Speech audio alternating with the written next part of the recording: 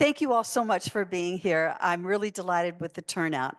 This is a really important opportunity for us. I want to say something before we get into the meeting, though. Today, when I was driving out, I was so tickled to see the road. I mean, it just really looks so good. But I also want to apologize for the traffic that you've had to put up with, a little bit of lack of communication. So I know that things have settled down now. But as I said, when I first saw this huge line of traffic a couple of weeks ago, I didn't know whether to laugh or cry. You know, I was so happy with the road, but so unhappy with what it was doing to people for their time. So at any rate, I did want to be able to just tell you personally that I'm sorry, and I'm glad that it's getting fixed. And this is going to be a lovely addition to our Carmel Valley area and the traffic that we have and the problems that we face. So I'm going to sit down now. I think everyone can see me. If you want to have a chair to sit on, there are a few more chairs in the room just off the main room. And we've got a front row. I know you were all great students and you probably always wanted to sit in the front row. So that's available.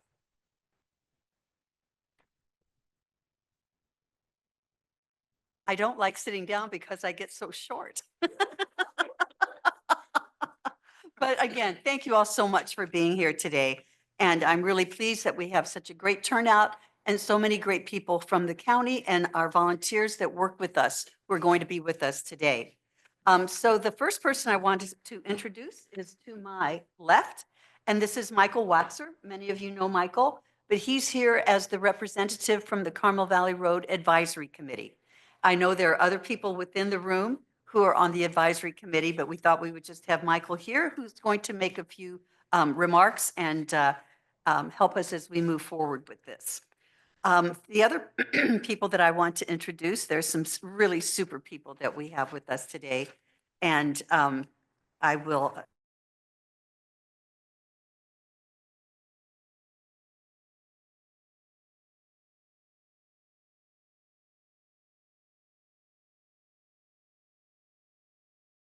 That's Sula Visuals, our folks in the back of the room, Alex and Quinn.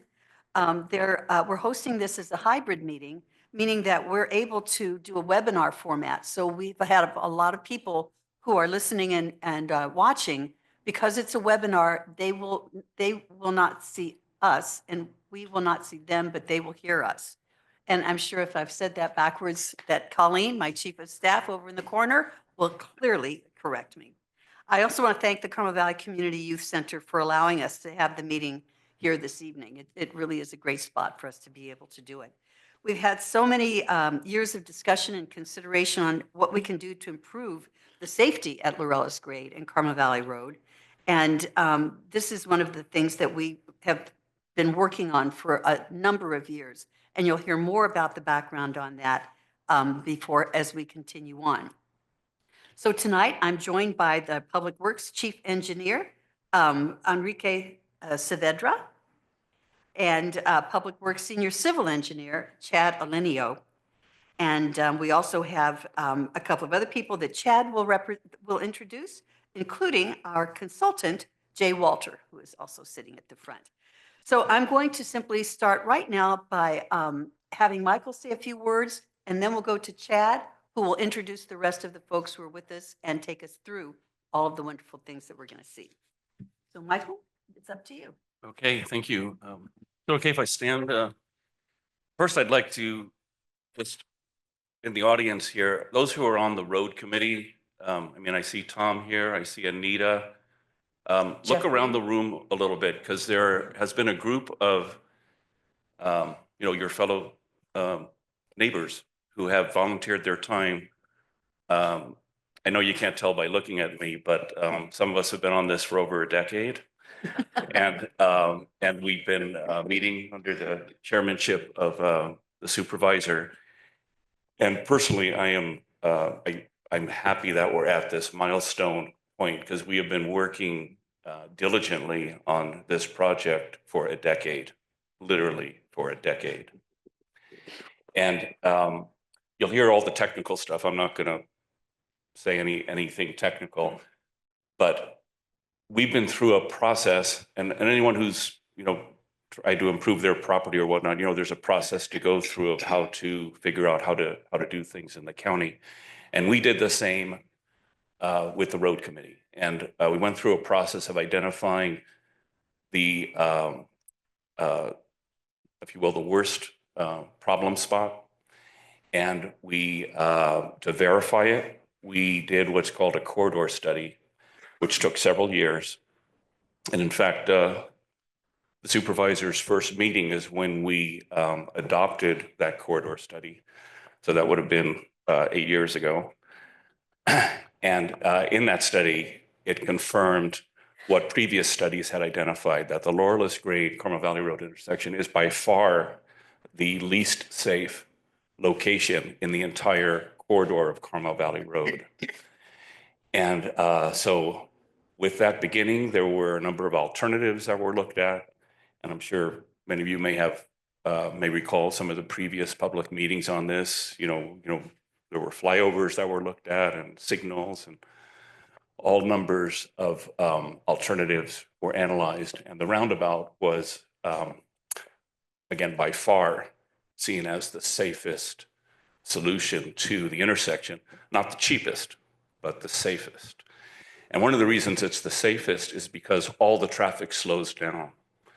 So, with signals, there's still, cars can be moving fast. And so accidents, can injure or kill people. When everyone is slowed down, any accidents are fender benders generally. And that's one of the advantages of a roundabout, particularly in this location. And again, you'll hear all the technical stuff from the technical folks. But I want you to know that this has been looked at a lot by your neighborhood volunteers who've served with the supervisor and Colleen on this committee. We've tried to keep this as a top priority at every meeting. We've been concerned about funding and how to get it done. And you'll be pleased to hear, and again, they'll say more about the specifics, but you'll be pleased to hear that we think we actually have a deliverable, doable project after a decade of very diligent, hard work. And so with that, I'll just say that it's a real pleasure to be at this point. I will say, and I know Kate is here, but I've told the supervisor that I would have loved for her to be able to break the champagne bottle on us breaking ground on this project, but we're going to miss that point. But hopefully when that happens, hopefully next year, you'll be there with to break that champagne bottle with the new supervisor, Kate.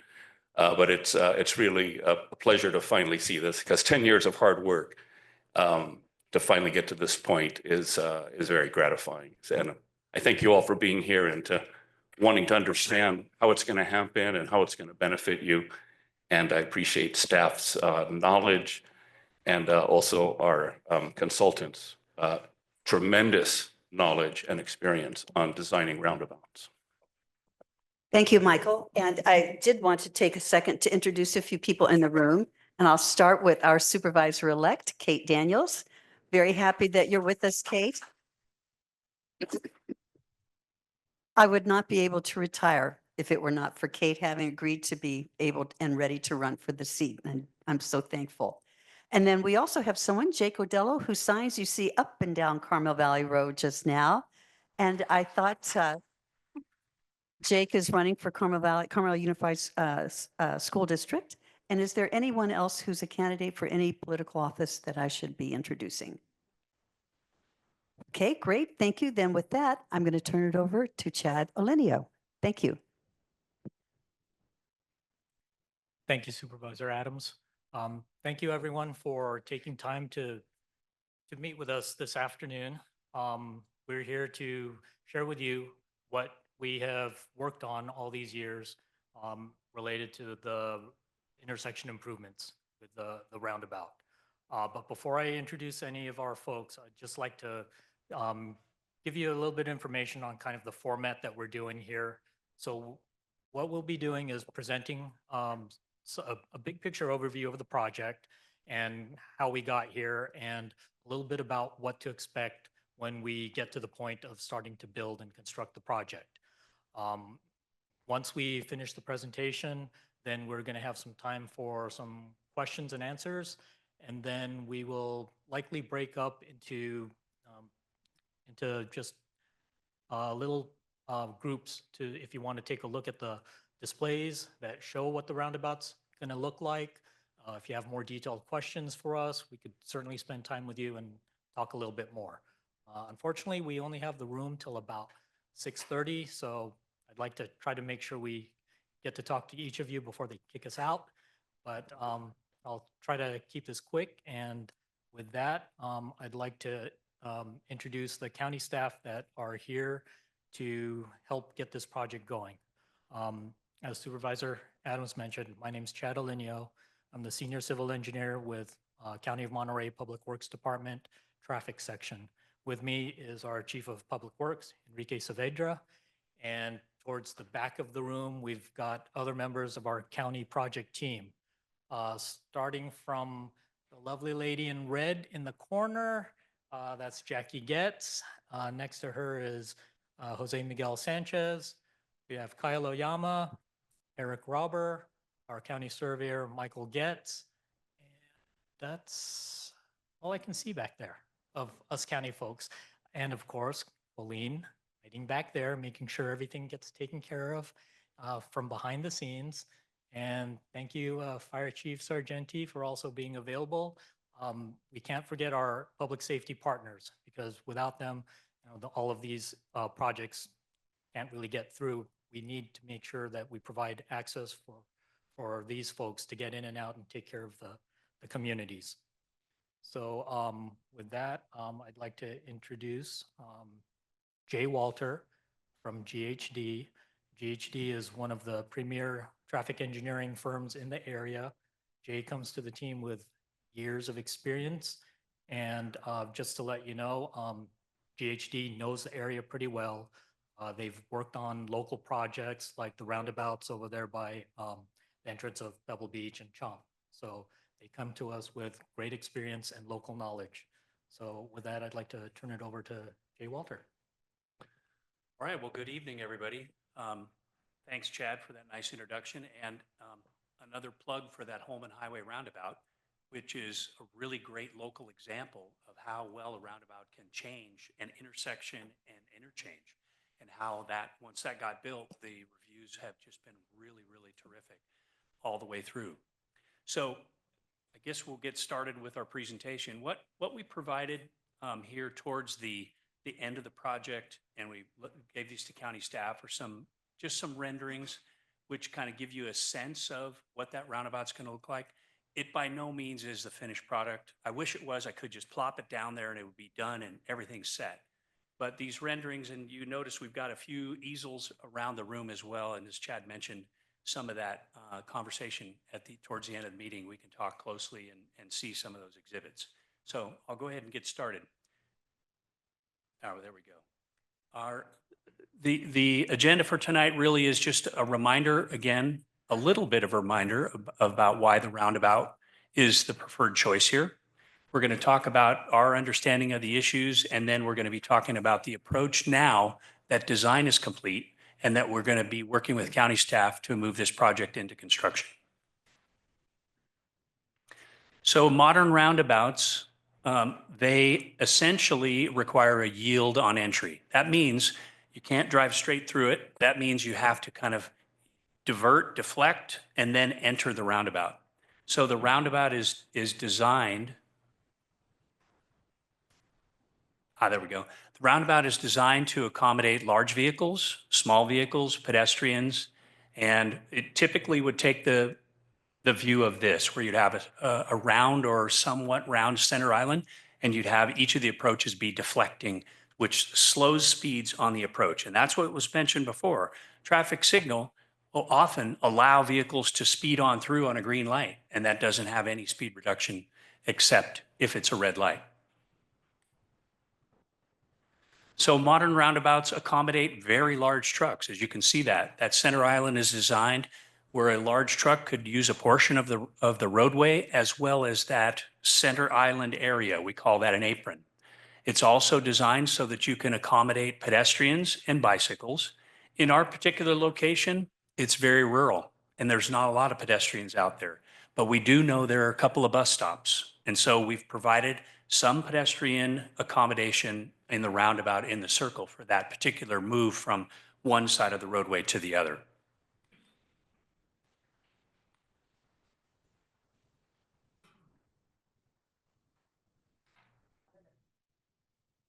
There we go.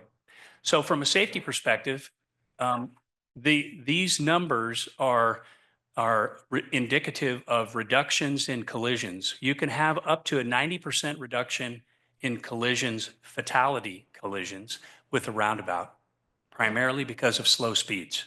That's the whole key for a roundabout.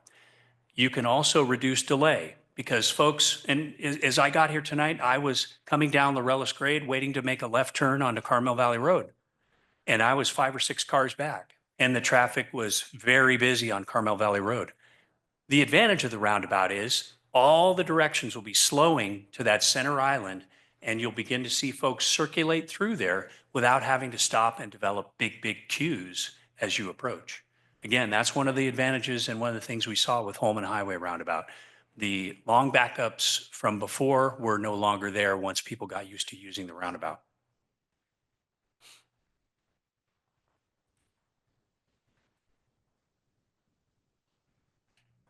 Am I pointing the right way?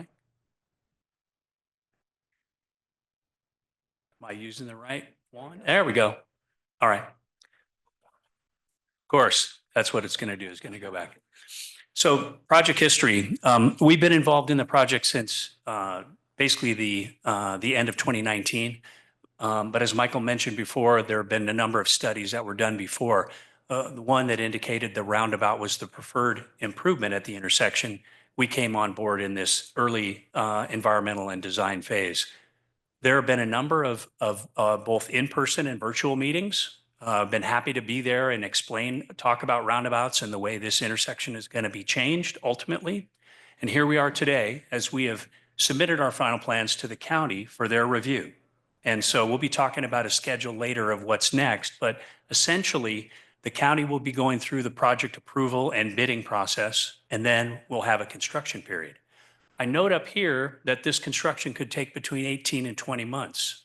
One thing to understand is we don't have a contractor on board right now, and that's an important element in the determination of how long the project is going to take.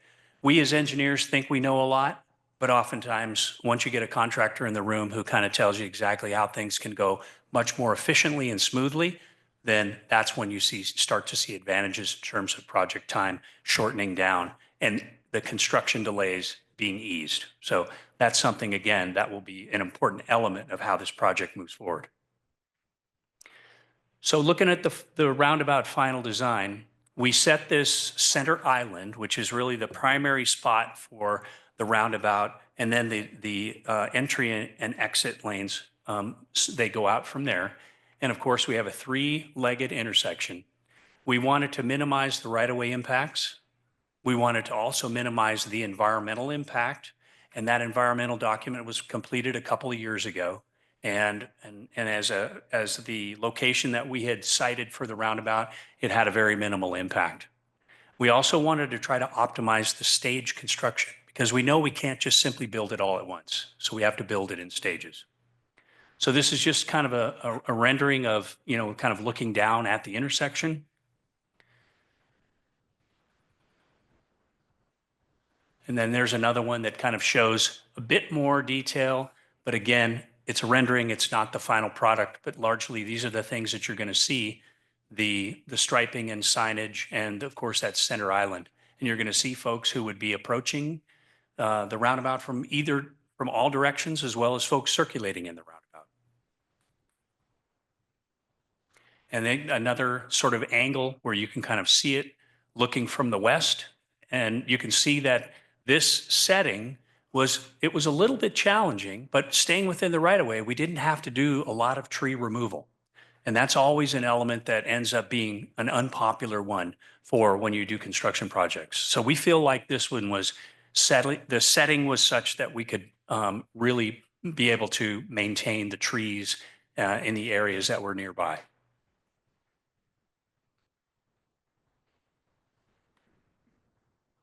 There we go. This is one we tried to do the rendering of if you were driving into the roundabout. The center island in this rendering is a little tall, but we did our best to try to come up with one that's accurate from a footprint standpoint. And you can see the cyclist on the right side and over on the left side as well, being able to take advantage of this. These lanes are relatively wide as you come into the roundabout, so it's not like you're going to be in a very, very narrow area where it's going to be difficult to try to maneuver. So issues of concern, and these are ones which we've had identified to us, through the various public meetings and by county staff. The disruption during construction is a critical element. How is this going to be built? When is it going to be built? And what other kind of events in the valley is it going to conflict with? And what we've done with the specifications on the project in assistance with county staff is try to identify when those events occur to provide for the contractor he has to be ready to stop work for certain periods of time to be able to accommodate the traffic for those events. He'll have the construction area in as good a condition as he can at that time, but we know there's going to be disruption. So it's one of those things which the county and the contractor will do the best they can to try to minimize that. And special events, it's important to know when they are, and we rely on county staff to know that. One of the other issues that was identified was this downhill grade on Laureles grade to the intersection. And as you go back up the hill further, you can notice there's several truck signs that say, slow down, use lower gear. There's a brake check area that's up nearer the summit. So we've got a spot within this roundabout where if it's to allow for a vehicle that was having trouble with brakes to kind of slip over into and be able to stop. It's not the longest area, but it's one that we were able to accommodate by the shifting of the roadway that we did. And I'll show you that in just a couple minutes. And then as far as emergency evacuations go, that's one it's a very difficult one to try to predict, but of course with law enforcement personnel and others involved in this, they'll be making sure that if an event occurs, they'll have the contractor and county staff to be able to help with organizing whatever has to happen with the project at the stage it's in. So let's talk about the staging a little bit. It's maybe not the brightest picture, but this is what we call stage one. So you can see that the approaches from Carmel Valley Road and Laureles grade, we've kind of squeezed them over to the south and to the west as best we can. And then this red hatch area, that's where we're going to begin building that portion of the roundabout. This is the plan for this is all traffic movements stay open, all driveways stay accessible, even though you may have a day where a contractor has to work across a driveway in order to, say, fix it, attach to the new grade or something like that. But we'll be ready to work with all the property owners and business owners to make sure that occurs. So that's stage one. We expect that to be, in our estimate, to be about 180 days. And that's about 45% of the project. So that's a good chunk to get done right away. And in this diagram, you can see our stage two. You can see that this portion of the roundabout now shows up in dark blue because it's been built. We still have traffic on Carmel Valley Road and up the Laureles grade. At this point, this stage is to accommodate the driveway access here that's on the west side. And that we expect maybe to be about 45 days. But again, the key for the contractor will be to make sure access is maintained and that the movements are all available. So we won't have one where we're closing the road and have no access, like you have to take a whole detour, you can't come down Laureles grade anymore. That's not part of the staging that we've designed. And then we get to stage three, which we've built this piece that I just mentioned before. And then we start in on these areas along the roadway, Carmel Valley Road. And those are ones which we largely can take advantage of the existing roadway surface and then build up with pavement. So that goes a lot faster than if you have to excavate it all out, dig it out, and then put new pavement in it and do all that. So this is going to be a stage that it'll take some time to get these ones in, but it's easier than the areas where you have to freshly grade out and then build that roadway. Again, still looking at all driveways being accessible, all movements are possible.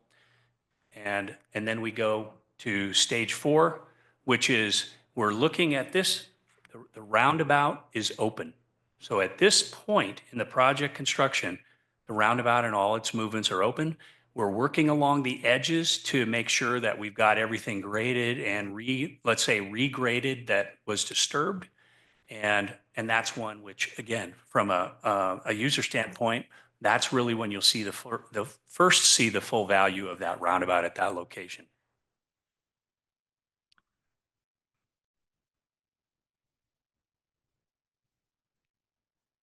There we go. And then the last one. So this is stage 5. And what we're doing here is these splitter islands, as we call them. That's where we're actually going to put in, say, the final work on those splitter islands, which is typically going to be a stamped concrete type of a finish, but there'll be a curbed area. And then then at that point, when it's done, the roundabout will be complete. So I mentioned earlier a little bit about the potential for helping arrest trucks.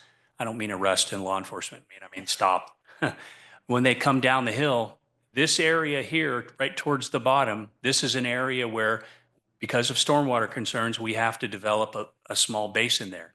And that's where a vehicle could be able to slip into to be able to stop before getting to the intersection itself. So we felt like that was probably the best spot that we could build something in. And that'll be a final component of the project once construction is all complete.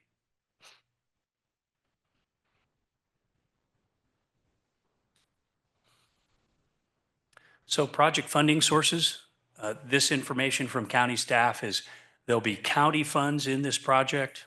They received a grant from the Monterey Bay Area Resources, the Monterey Bay Air Resources District, as well as there'll be developer impact fees from the Carmel Valley Traffic Impact Fee Program. So those are the sources of funding for being able to construct the project. And then a project timeline.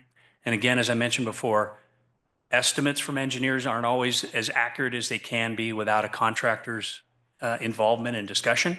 So we're looking in that green line. This is where we are today. We're at our October 24 public community engagement meeting, one of many. Next stage, county approval of the final plans and specs. They move into the bid period where they put it out to bid, advertise for contractors to submit their bids on the project. And then the project starts into construction. At this point, probably looking at spring 2025 for the project, the bids to get out and be received and to be evaluated and then potentially sent to the board for approval. And then we expect again to be about 18 to 20 months for the project to be complete, which I expect to be in fall of 2026. Again, tentative. Contractors' involvement is key in understanding the stages, getting them dialed in properly, and getting the schedule dialed in as well. So that's my presentation at this point, and I'll turn it back to Chad for our Q&A session. Thank you very much, Jake. And so, oh, lots of hands. I'll just start calling on some hands that I saw first. And Actually, we have Sure. a microphone over here. If Oh. folks will just queue up behind the microphone. That way folks on Zoom can hear the questions. Thank you.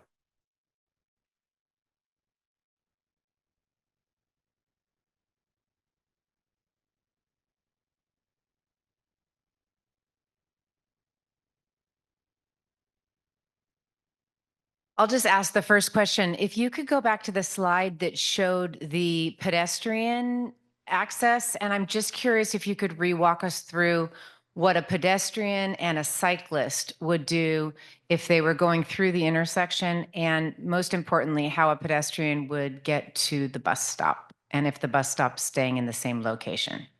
I guess that was 3 questions.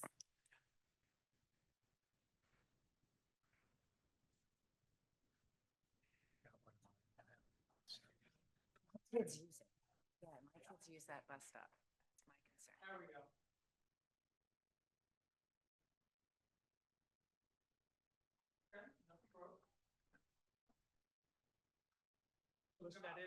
Just past the seat slide. If you could go one more, I think it was a closer rendering, might even have had, that's a good one. So if you had said that there's some pedestrian, use of this intersection, but the hope obviously is that that will increase in the future, both cycling and more pedestrian use of public transportation. So how would you get to the bus stop safely, and how would a bicyclist go through the intersection? Sure. So I'll start with the bicyclist first. So if you're a cyclist coming from the west and you're coming through the roundabout, you're going to essentially stay in the lane and then go through the intersection this way. Or if you are an avid cyclist and really have a desire to climb Laureles grade, you're going to go around this way and then you're going to go on up this way. We were contemplating putting pedestrian accessible, bicycle accessible paths that went away from the roundabout for all three legs. And we determined that that was going to be, in conjunction with county staff, that was going to be extra right of way that we would have to acquire to be able to do that. From a cyclist standpoint, it seemed that there were more, we'll call them road cyclists than, let's say, leisurely cyclists and parents with children on cycles, things like that. So we felt like in other roundabouts, oftentimes that's the preferred path for cyclists, to just stay in the lane with the vehicles at a slow speed. So as far as pedestrians go. And I'll just interrupt. So now we're talking about my children who live just down the road to the east. And so if they were on their bike, or more importantly, they use that bus stop. So that's our bus stop. So I want to just see how they would get moving west on Carmel Valley Road to the bus stop. So I guess I would say at this, didn't mean to go to that one. Sorry about that. Any cyclist that is heading west to go through that intersection is going to be in that lane. And on the right side of that lane, as I mentioned before, these are wider than normal lanes. So you'd be hugging that lane to the right and then around it to the roundabout and then over here to the bus stop. That's how that would work. For the cyclist and the That's walker, correct. the pedestrian? I don't have a good path for the walker through there. And that's something that we had discussed with county staff, that there would not likely be many walkers through there. And back to the time when we were considering the need for that ped path. So westbound, it's definitely not an easy pathway to get if you're walking to that bus stop. Okay, thank you. The bus stop is up here, and then the other bus stop is down here along that edge. Yeah. So one other point just to make on that, in this direction that you would be going easterly, there is a path that we have planned for this area, because the roadway kind of bowed out from that south side. And so there's a path to get from the bus stop here over to here, crossing the roundabout leg to the bus stop here. So that does have There isn't a bus stop pedestrian here. path. So there's only one bus stop. And so I'm trying to figure out which one it is. And I'm guessing it's where the crosswalk is, right in that image. There's Yeah. one bus stop that's west of Laureles grade. So that's the only bus stop. The other's over by Garza's or something. It's further down. Further down. There's the bus stop across the road. Okay, we're talking about the same. Yeah. Same one on both sides of the street. Got it. So if someone was going east into the village, yes, they could just walk, I see what you're saying. I'm trying to Yes. see how they would go west, but they could also take the path you're talking about, cross that. The crosswalk is a benefit. That's a really nice thing that didn't exist before. So hopefully 3 quick questions. For a visual point of view, is this larger or smaller than the Holman Highway? This roundabout is slightly smaller. Okay. So the second question is, why are the virtual islands so large if it's smaller? Because they're not that large over, I believe, at Holman Highway. My only excuse is we had a short amount of time to prepare the visuals, that the team that did that, that's what we ended up with at the last minute. I apologize for that. Well, okay, so they will probably be shorter. Much shorter. Okay, I would assume that. Okay. And the third thing, while this is going on, is there any control that we have limited work being done on Highway 68 and the rest of Carmel Valley Road so we don't have complete chaos in and out of the valley? I'll ask county staff to respond to that one. Thank you for that one. That is something that we are paying a lot of attention to. We do have a pavement job coming in sometime next year, and we are making sure that we do not have at least multiple county construction projects happening on the road. I myself don't want to drive in a construction zone from the mouth of the valley out through here. I can't quite say anything related to any encroachment projects or utility work, but in terms of county projects, we definitely are trying to coordinate timings such that we don't have multiple county projects happening on top of each other.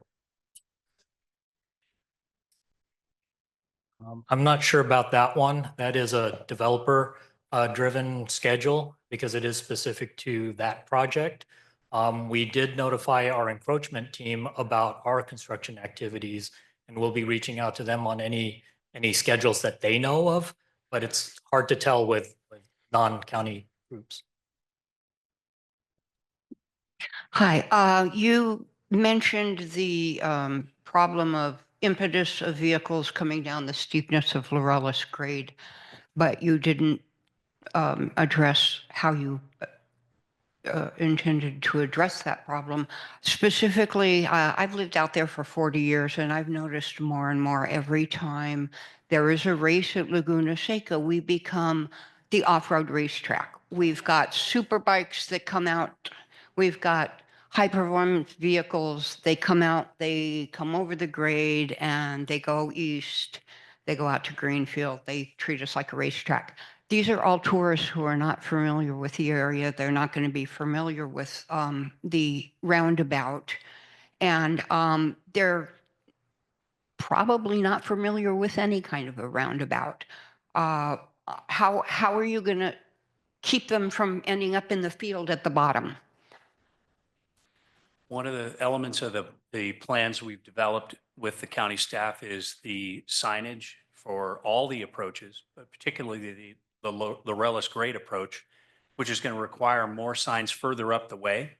So we expect that folks will see those. We can't guarantee that, but that area that's to the right at the very bottom of the Laureles grade approach allows for, if a vehicle's going too fast and you want to ditch it, you could ditch it in that. And that's potentially the only place to do it.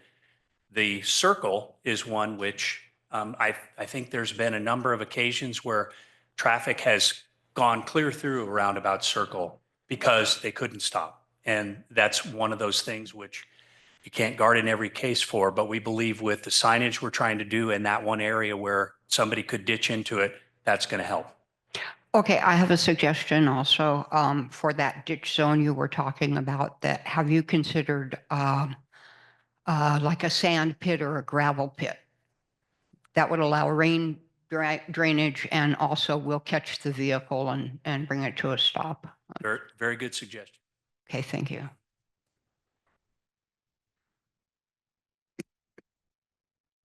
Just to add on the concept of the approaches, one of the things that I've been mentioning to our Carmel Valley Road Advisory Committee is that we will continue, Public Works will still continue monitoring the situation.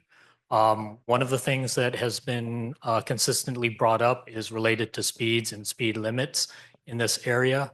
With new conditions out here, we can reassess what those limits are and then take a look and see if we can reduce speed limits or adjust them based on the new conditions that are going to be out there once the construction's done.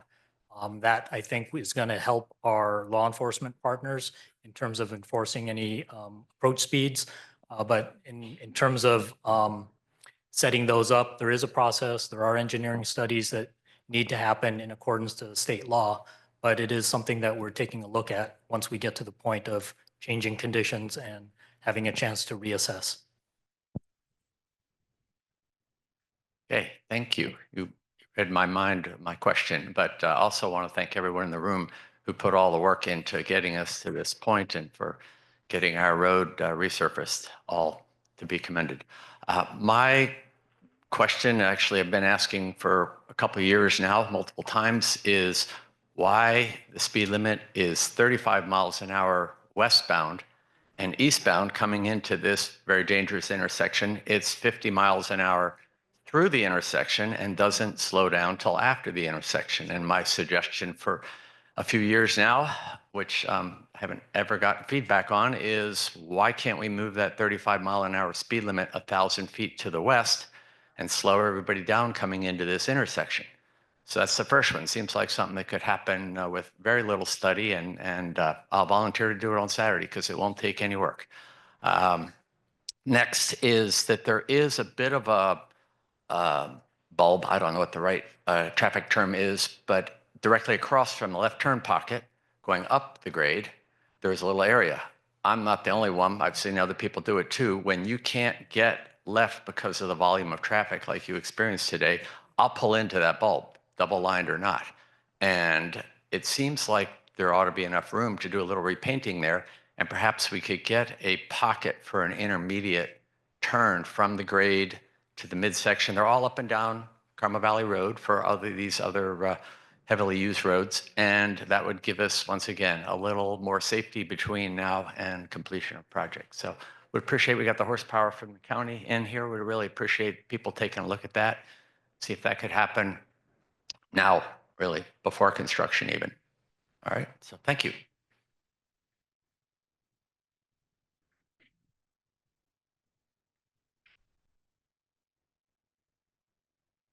Good evening. My name is Robert Korstenji. I'm a resident here since 14 years.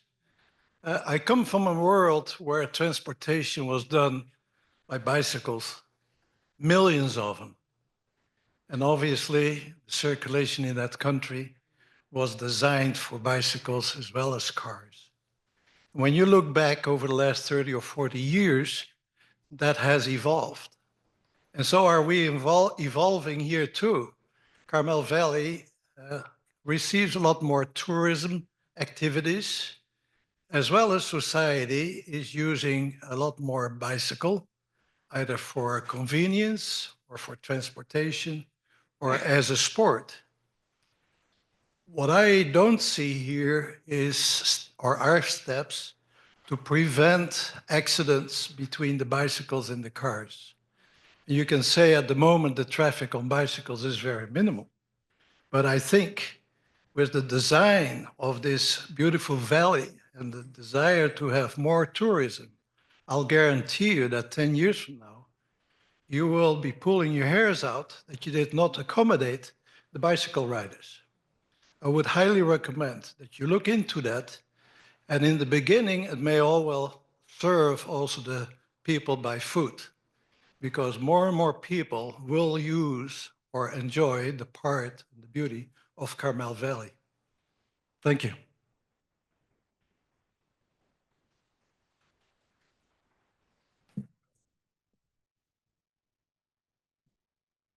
My name is Rich Briscoe. I've lived here in the Valley since 1989. It's a lot different than my home in Illinois, I can tell you that. So it's just kind of a technical question. In the diagram there, is that a single lane in the roundabout so that if that's a red truck coming in from the bottom, they have to wait for all traffic to clear coming from the left before they can enter. Is that correct? Not entirely. And the reason I say that is that what's shown in this diagram is this truck waits right here. See that? And then here's a vehicle right in front of it, but there's a vehicle that's further back traveling at a slower speed. And the intent is that as these gaps develop between the traffic in the roundabout, the cars from the side approaches are going to slip into those gaps. And that's one of the things that we did an after study at the Holman Highway roundabout.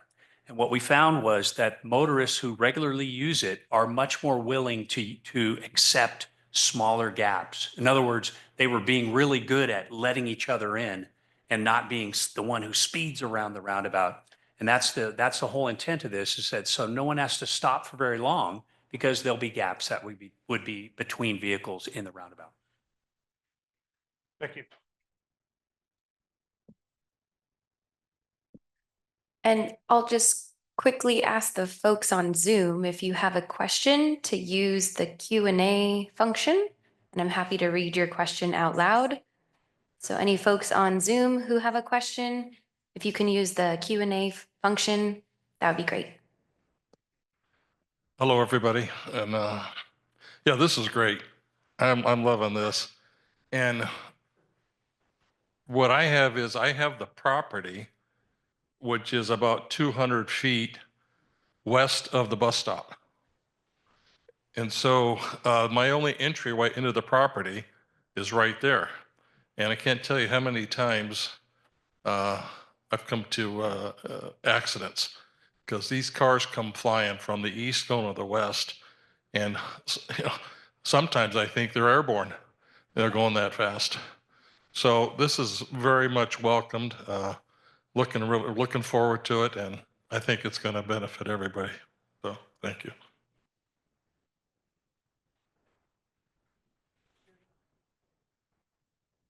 So we do have one question from Zoom. Oh, a couple. Okay. First one, what are the plans for the drainage?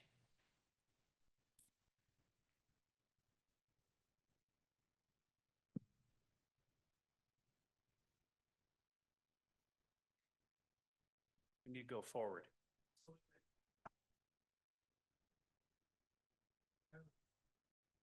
Keep going all the way till the last stage. That's the easiest one to describe it. So another, okay.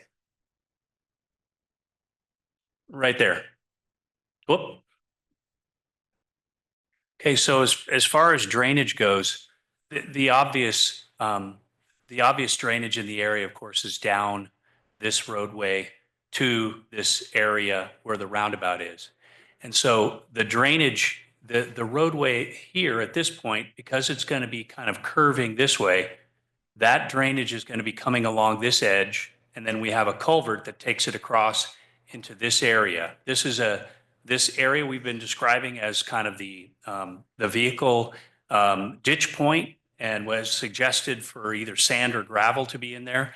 That's where a good portion of that upper leg drainage is going to take place.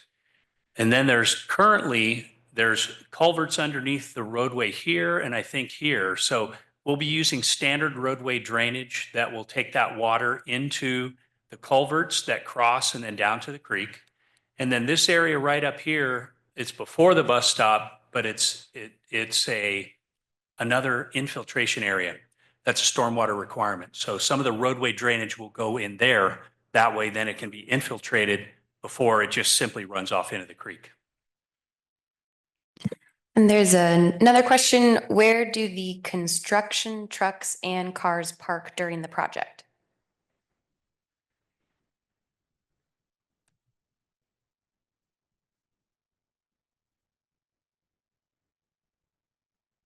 I'll try to attempt to answer that question. That's a very good question. It's something we plan to address with our contractor. Like Jay mentioned, a key player in this that's not in the room right now is our contractor. When we engage with them, we're going to look at just that, is where we're going to store the equipment, the materials. A lot of times contractors are required to talk to neighboring parcels, neighboring properties to see if they can store the equipment and materials off the road.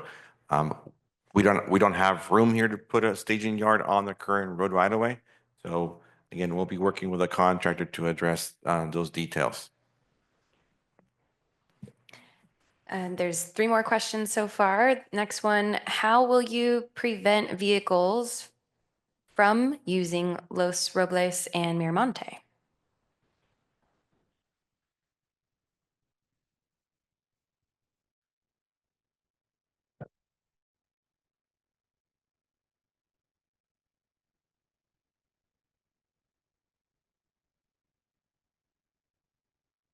I'll try to address that question. So the project limits are what you see here on the screen. These 2 other intersections, I think I mentioned farther away from this point. So those will remain unaffected by the project construction. Now, granted, they're very viable ways to get around. So I'm sure more people will use those if they're available. We propose to have we're going to plan to all traffic that wants to come here to be able to go through here and be able to use the intersection, so that they won't be limited. But I do expect that, there may be a couple cars or some cars that want to get use the alternate routes on their own, but they won't be signed as detours. Thank you. Next question. Have you considered a flashing light or rumble strips to help slow down traffic from Laureles towards the roundabout?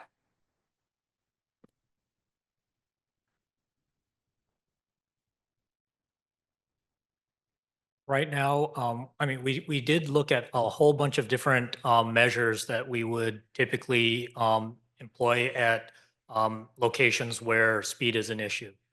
But one of the things we typically do is we take a look at it incrementally and see what actual traffic patterns are happening out there. We don't want to put anything that could affect the travelers. I mean, as an extreme example, we wouldn't want to put speed bumps out there because people might launch off of them, or the speeds that are approaching are just much too high for that type of application. As Jay mentioned, we typically employ a signage program that alerts all the drivers of new conditions and advise them what approach speeds should be taken as they get closer. Then we can take a look at the data, take a look at what speeds are happening with that, and then reassess and counter with whatever is appropriate for the activity that's happening. If we're seeing collisions that are related to DUIs, that's very difficult to engineer a fix for. With that, we may have to employ coordinating with law enforcement. If we see that we have a lot of trucks coming through and rumble strips might be something that would negatively affect them or their cargoes, we may want to hold off on rumble strips before we get to that point. So again, it really does depend on how these first steps take effect. If everything works great, then that makes it easy for all of us. If we have to go to the next level, then we take a look at that. We don't want to put bulb outs and chicanes all over the area if it's not needed. So that's kind of our standard engineering protocol: implement first measures, assess effectiveness, and then revisit if necessary. Just to add a little bit to what Chad said, so I've been with the county 23 years, and about, I don't know, 15 years ago, we got some funds to put a rumble strip actually on Laureles grade. I don't know if you remember, and so you remember that, but they were up there like for a week. We got more calls from people about the noise. They just, being in the valley here and the noise, bouncing off the canyon walls, made it almost impossible for the nearby residents to sleep at night. So rumbles, we tried, didn't work.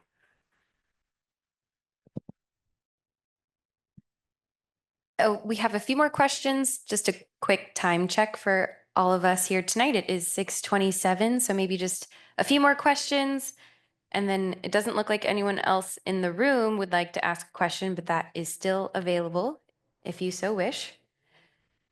The next question from online: what is the total cost of the roundabout construction project?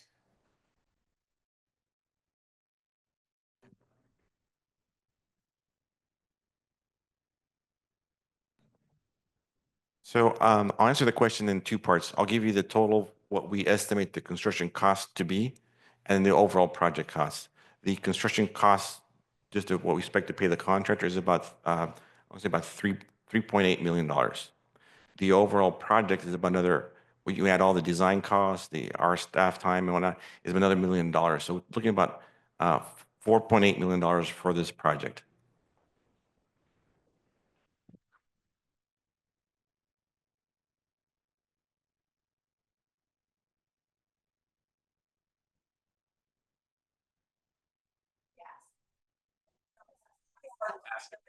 Oh. Can you make the, will you make the slides and the video available publicly so we can take them? Not tonight, but someplace.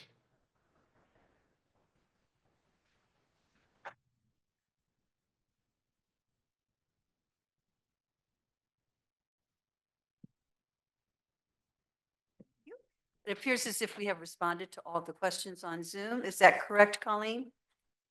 We do have a few more, so maybe Chad and Enrique can share contact information on the microphone so that folks can follow up.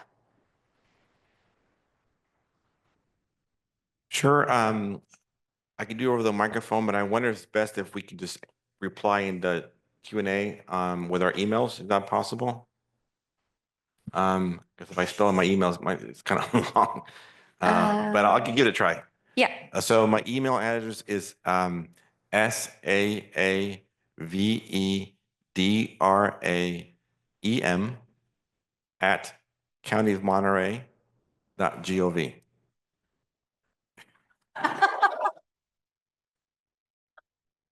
And my email address, it's basically standard county protocol. It's last name and first initials, aliniocs@countyofmonterey.gov. That's ALINIOCS at the long extension. And also, I was just reminded that this meeting has been recorded and the audio and video will be available on the county's website. And we can probably make this accessible if you reach out to the District 5 office or Public Works to help share that as well. And I'll pass it back to you, Supervisor Adams. Thank you. I'll stand up again. Well, thank you all. I'm really pleased with the questions that we've had. I hope that you found this informational and that this is going to be helpful as we look forward to the next, sounds like about 20 months to get through this. I quite frankly have been close to this project, and I always smile when they tell me how much it's going to cost. Because usually you think, oh, it's at least 17 million or, $23 million. We have got a good deal here, and I think it's going to be very, very helpful to all of us to have the roundabout in. Finally, just in praise of roundabouts, I live very, very close to the big roundabout at Highway 101 and Holman Highway, and I'm in and out of it 3, 4, or 5 times a day, and it has changed everything so well. Traffic used to just back up, especially as kids were coming into school to RLS or going down to a little bit further down to Carmel High. And it's just not there anymore. It really is wonderful. And one becomes much more adept at driving it. And you can tell anytime a person's going through for the first time, and everybody is always so patient, like, come on, you can do it, just go. But thank you all so much for giving us your time tonight. And importantly, thank the staff so much. They are hardworking people. We're in good hands, and I think we're going to have a terrific project. So thank you again for being here this evening.